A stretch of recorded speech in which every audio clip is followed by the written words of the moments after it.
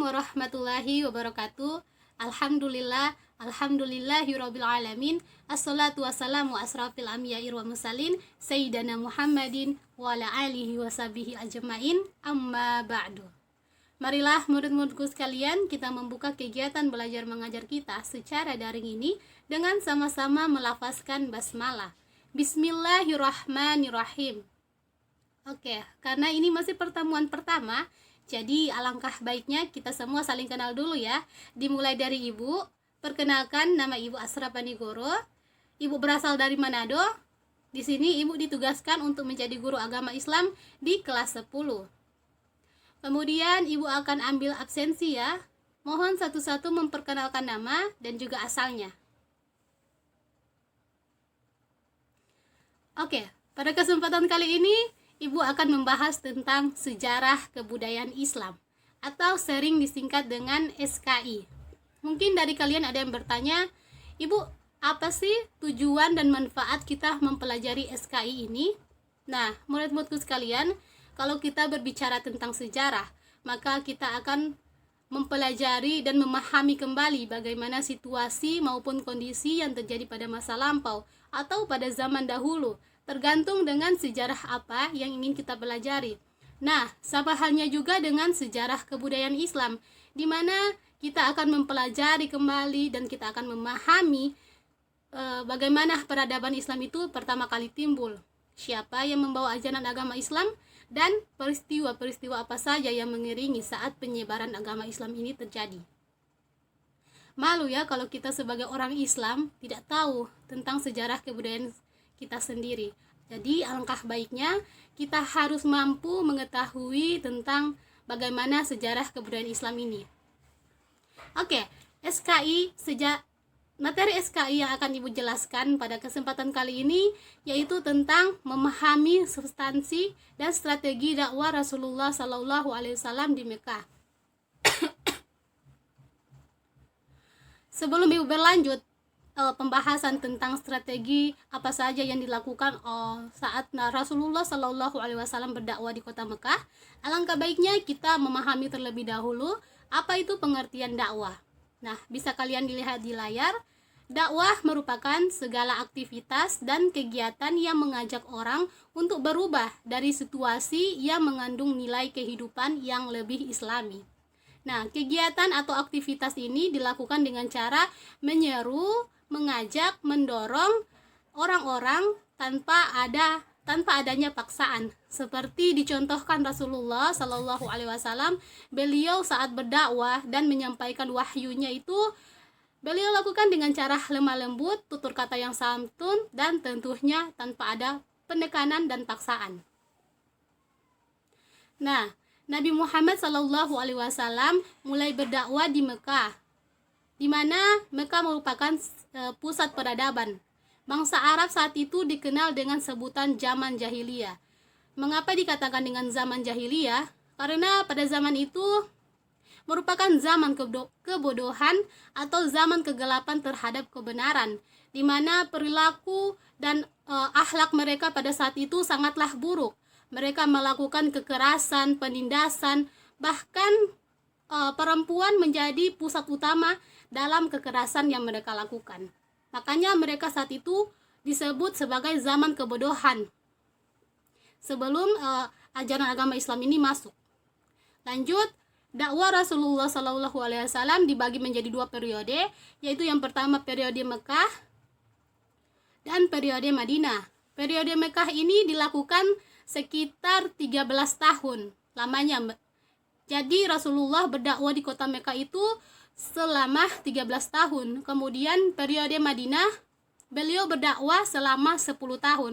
Jadi dihitung dakwah yang dilakukan Rasulullah itu selama 23 tahun.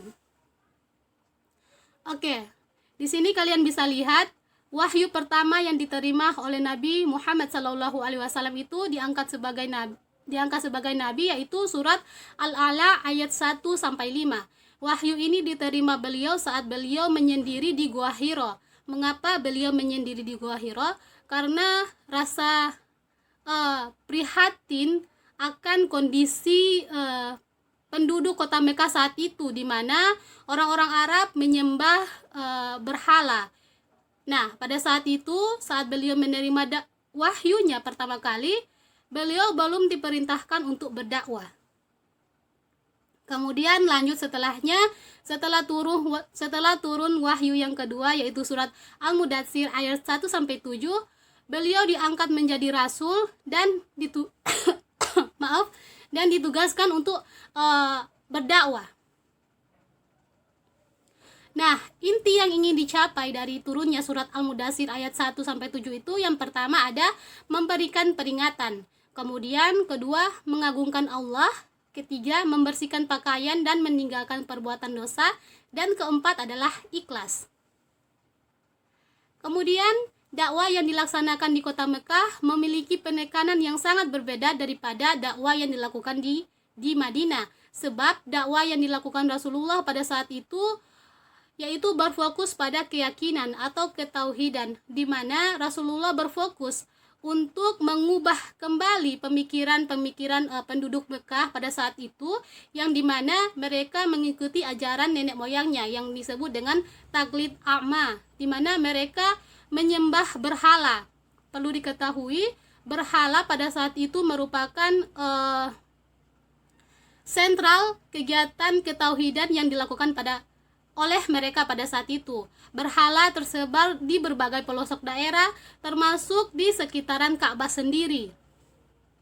Lanjut, karakteristik dakwah Nabi Muhammad SAW di Mekah dibagi menjadi beberapa hal. Di antaranya yang pertama, dakwah dalam bidang ketuhanan, di mana dakwah ini memfokuskan Nabi Muhammad SAW untuk mengubah kembali keyakinan penduduk orang-orang Mekah, yaitu penduduk orang-orang Mekah, yaitu orang-orang Arab pada saat itu, untuk mengubah keyakinan mereka, yaitu menyembah hanya kepada Allah Subhanahu wa Ta'ala saja. Kemudian kedua, dakwah dalam bidang pendidikan. Nah, dakwah dalam bidang pendidikan ini dilakukan secara saat Islam ini pertama kali timbul. Nah, dakwah pendidikan ini dilakukan mulai dari para sahabatnya dulu. Nah, kemudian dakwah dalam bidang pembinaan. Dakwah dalam bidang pembinaan ini dibagi menjadi dua, yaitu dakwah secara sembunyi-sembunyi dan dakwah secara terang-terangan. Perlu diketahui, dakwah secara sembunyi-sembunyi ini dilakukan selama 3 tahun pada masa awalnya Nabi diseru untuk menyerukan dakwanya. Nah, orang-orang pertama yang masuk Islam ada 4. Yang pertama itu istrinya Khadijah binti Khuwailid, kemudian ada pembantunya Zaid bin Harits, kemudian ketiga ada sepupunya Ali bin Abu Thalib, dan keempat ada sahabat yang sangat dekat dengan beliau, yaitu Abu Bakar As-Siddiq. Nah, dakwah secara terang-terangan dimulai saat turunnya wahyu, yaitu surat Asy-Syura ayat 241, di mana berbunyi wa anzir ashiratakal aqrabin, artinya dan berilah peringatan kepada kerabat-kerabatmu Muhammad yang terdekat. Nah, dakwah secara terang-terangan ini dilakukan mulai dari keluarga besar Rasulullah SAW. Pada saat itu Nabi mengundang beberapa keluarga besarnya, yaitu dari Bani Hashim, dan juga ada beberapa orang dari Bani Al-Muttalib bin Abdi Manaf, yang sekitaran itu berjumlah 43 orang. Nah, di situ beliau menyatakan untuk menyeru berdakwah kepada mereka. Di antara respon dari keluarga Nabi sangatlah keras, di mana pamannya yang bernama Abu Lahab sebagai tetua pada Bani Hashimnya itu, Abu Lahab ini menentang secara keras apa yang akan dilakukan oleh Rasulullah SAW ini. Beliau menentang dan enggan untuk mengikuti ajaran yang dilakukan oleh Rasulullah SAW. Tetapi di samping itu ada pamannya yang lain, paman yang sangat disayanginya, yaitu Abu Talib. Nah, di mana Abu Talib ini mendukung dan akan melindungi semua kegiatan dakwah Rasulullah Sallallahu Alaihi Wasallam. Tetapi ada satu kejadian yang sangat mengharukan dan sangat mungkin sangat terpukul diterima oleh Rasulullah, di mana suatu ketika itu dikatakan bahwa pamannya bernama Abu Talib ini sedang sakit keras dan mungkin sudah di ujung hayatnya, akhir ujung hayatnya. Nah, kemudian Rasulullah datang ke rumahnya. Nah, sesampainya Rasulullah di sana, Rasulullah melihat di samping pamannya Abu Talib ini ada Abu Lahab dan Abdullah bin Abu Umayyah. Nah, pada saat itu Rasulullah mendatangi Abu Talib dan berkata, "Wahai pamanku, ucapkanlah la ilaha illallah," yaitu suatu kalimat yang dapat menjadi hujah atau argumen agar aku dapat membelamu di hadapan Allah Subhanahu wa taala nanti. Kemudian Abu Lahab berkata, "Apakah engkau tidak menyukai agama dari Abu Talib ini?"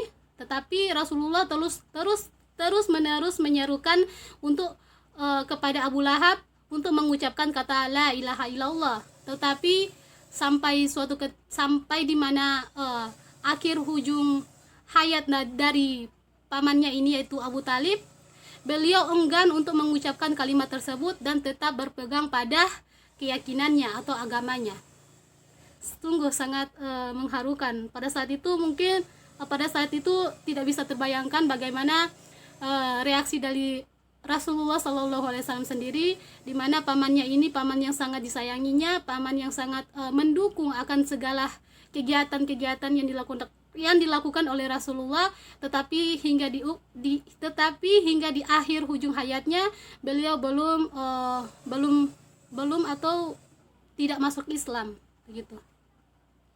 Kemudian adapun cara-cara yang dilakukan oleh orang-orang Quraisy atau orang-orang musyrik dalam menghadapi dakwah dari Rasulullah. Pertama itu ejekan, penghinaan dan olok-olokan. Ini dilakukan agar supaya menyeru pada kaum-kaum yang lain untuk tidak mengikuti ajaran-ajaran dari Rasulullah sendiri. Kemudian kedua, melawan Al-Quran dengan dongeng terdahulu, di mana mereka membandingkan bahwasanya Al-Quran itu berisi tentang segala sesuatu atau berisi tentang kebodohan. Nah, mereka membandingkannya dengan menceritakan kembali dongeng-dongeng terdahulu yang didapat dari para nenek moyang mereka. Kemudian menyodorkan beberapa penawaran. Nah, penawaran ini sungguh sangat menarik.